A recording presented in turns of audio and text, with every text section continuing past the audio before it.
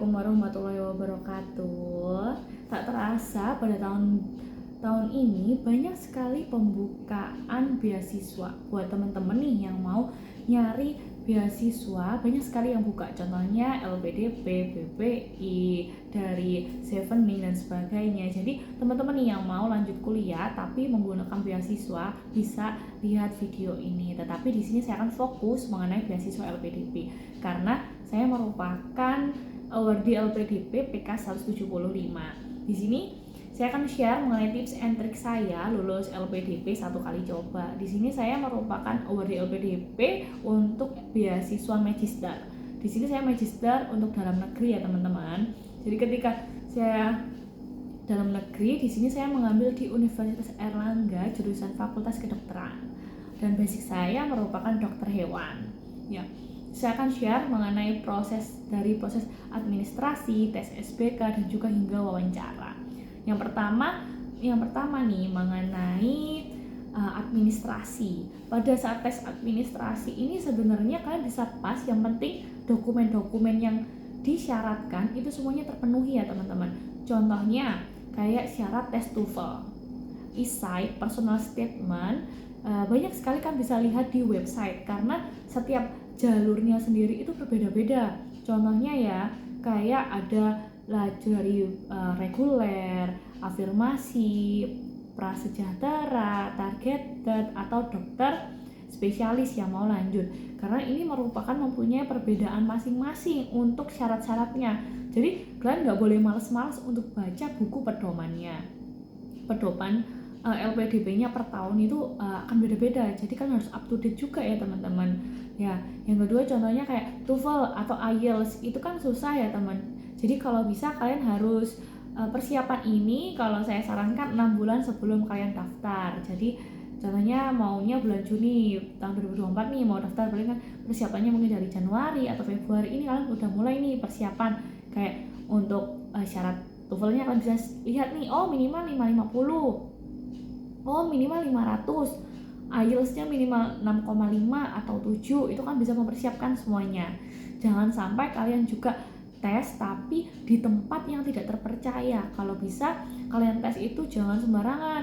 Bisa tes entah itu di universitas, saya dulu di Brawijaya atau di Airlangga itu bisa menerima tes TOEFL ITP, itu kan bisa pakai itu karena memang terpercaya.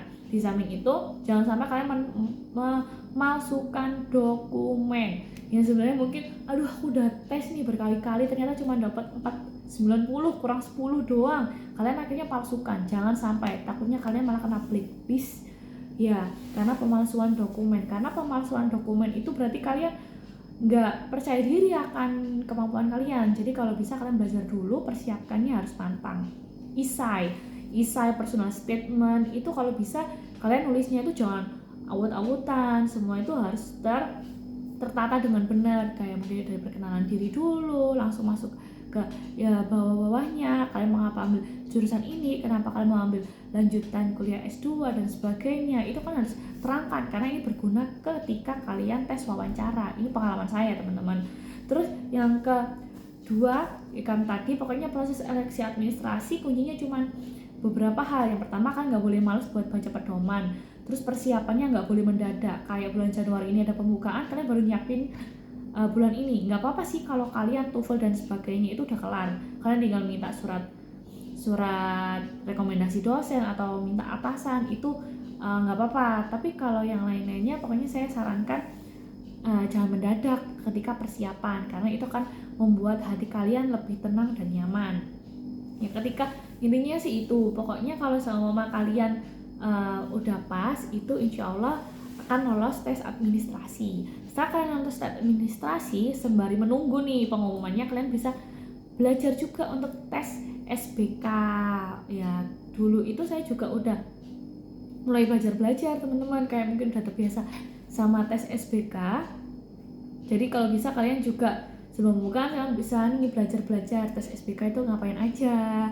Mungkin ada kebangsaan, itu kan belajar aja. Karena ketika tes SBK keluar nilai itu kan bisa menghitung dengan passing grade. Jadi kayak passing grade untuk jalur ini itu ada berapa, afirmasi berapa, reguler berapa, berapa. Dia tuh mempunyai timelinenya masing-masing, jadi kayak punya standar masing-masing. Biasanya di grup Telegram dan sebagainya biasanya di-share nih teman-teman buat cara menghitung passing grade-nya kayak gitu. Tapi itu wow alam, karena memang biasanya standarnya saya dulu seperti itu, bisa dihitung melalui passing grade. Lalu ketika selanjutnya adalah tahap wawancara. Kalau kalian udah lulus nih untuk tes SBK dan juga kebangsaan, kalian bisa lanjut persiapan buat wawancara. Ketika wawancara itu yang dikorek itu pewawancara pengen tahu kenapa dari LPDP atau negara ini harus membiayai kamu untuk lanjut kuliah. Kontribusi kamu itu apa? Kenapa kok kamu mau ngambil jurusan itu? Fungsinya apa dan sebagainya? Itu melihat dari diri kita, dilihat benar-benar nih niatnya apa buat mengambil kuliah lanjutan. Contohnya saya dokter hewan, saya ngambil S2-nya di kedokteran. Itu saya ditanyain, kenapa kok ambil itu?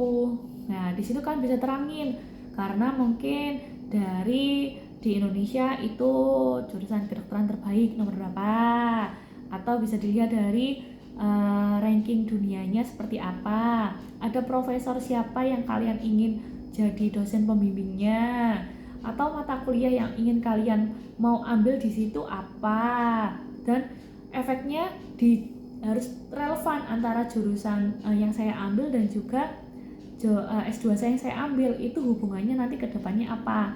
Ya di samping itu kan bisa share pasca lulus saya mau pengabdiannya ke negara itu maunya seperti apa. Contohnya mungkin teman-teman mau jadi peneliti atau mau jadi dosen, itu kalian share dosennya itu dosen yang seperti apa, jurusan apa. Kalau saya mungkin mau jadi dosen di bidang kedokteran atau pakai gimana, terus jurusan yang saya ambil itu ini loh, ada jurusan yang seperti ini. Itu kalian bisa share teman-teman. Jadi kalian harus meyakinkan ke pewawancara bahwa kalian ini pantas loh dapat beasiswa ini kayak gitu, karena saya punya kontribusi besar dan akan kembali ke Indonesia dan akan mengampu. Lah ini mungkin ada beberapa pertanyaan, saya dulu pakai LOE atau tidak. Ini saya pakai LOE dulu sebelum mendaftar LPDP. Jadi LOE itu Letter of Acceptance atau surat keterima dari universitas. Jadi saya sebelum daftar di UNER, saya itu udah ada keterima di Universitas Airlangga di kedokteran. Jadi saya tinggal langsung ini aja ngasih tahu, dan itu memang lebih diperhatikan oleh LPDP ketika kalian mempunyai LOE daripada yang belum, karena kalau LOE sendiri tahun ini diperpendek hanya 18 bulan setelah keterima harus mendapatkan LOE. Karena kalau punya LOE itu kan pasti kita tuh pasti berangkat, kemungkinan kita keterima juga lebih tinggi. Yang penting itu tadi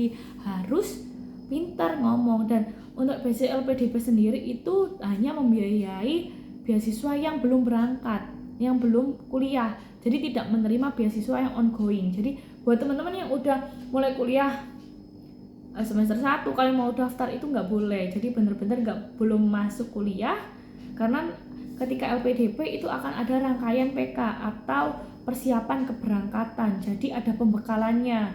Ketika kuliah ini kalian itu kebangsaannya itu gimana dan sebagainya, itu kalian akan ditata ketika waktu PK, diberi pembekalan seperti apa bahkan itu.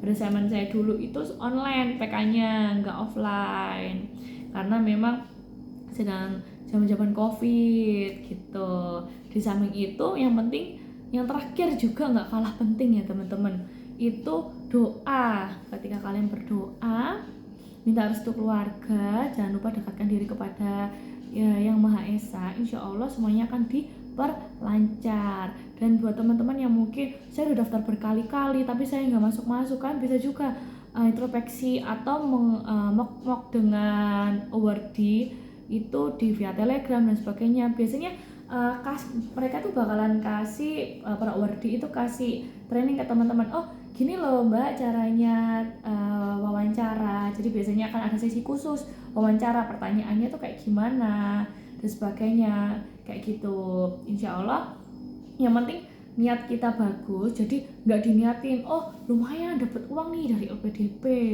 kayak gitu. Jadi kayak gitu tuh bisa kebaca, ya nggak apa-apa, alhamdulillah, tapi itu bisa jadi faktor yang kesekian. Yang faktor yang pertama diniatkan untuk kuliahnya dapat ilmu yang bisa ilmunya bermanfaat bagi negara dan juga bisa bermanfaat bagi orang sekitar. Nah, jadi mungkin teman-teman yang fresh graduate itu juga bingung mau lanjut S2 dulu atau langsung kerja dulu. Ya, kalau mau lanjut S2 dulu nggak apa-apa, yang penting tujuan kalian itu kalian harus tahu tujuannya itu apa. Kayak lulus kuliah mau ngapain, atau sebelum lulus kuliah kalian udah punya usaha ini, ini. Jadi kalian udah tahu nih, oh saya mau ngambilnya seperti ini. Jadi ketika kalian share atau ceritakan ke pihak LPDP itu akan berpikir, oh bener nih, kita nggak akan salah biayain orang ini, atau oh bener nih yang si calon awardee ini katakan, karena dia punya impact yang bagus kalau mau lanjut kuliah kembali, seperti itu ya. Jadi untuk semoga dengan adanya video ini itu bermanfaat buat teman-teman, dan juga akan saya share mengenai buku panduan sosialisasi LPDP tahun 2024 dan juga beberapa e-book tes saya dan juga isai waktu pendaftaran LPDP saya di Google Drive di bawah ini. Semoga apa yang saya cantumkan dan juga video ini bermanfaat buat teman-teman. Ya, sekian dari saya. Wassalamualaikum warahmatullahi wabarakatuh. I'm an icon, man. And my girl about a 10. I should fuck her in a